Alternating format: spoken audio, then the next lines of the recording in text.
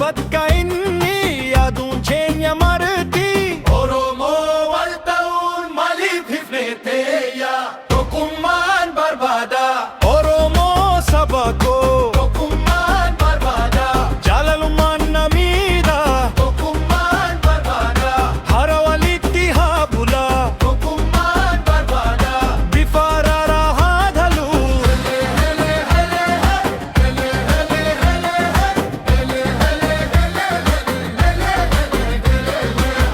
YouTube'a saguttifna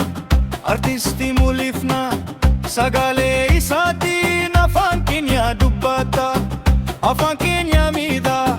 Onne lubbuutti yaada Oromoo saba koo tokkummaan natti hima Tokkummaan barbaada Oromoo saba koo tokkummaan barbaada Jaalalummaan na miidha Tokkummaan barbaada Hara walitti haa bula Tokkummaan barbaada Bifa haraara haa talu Hele hele hele he Hele hele hele he Hele hele hele hele Hele hele hele he Hele hele hele he Hele hele hele he Hele hele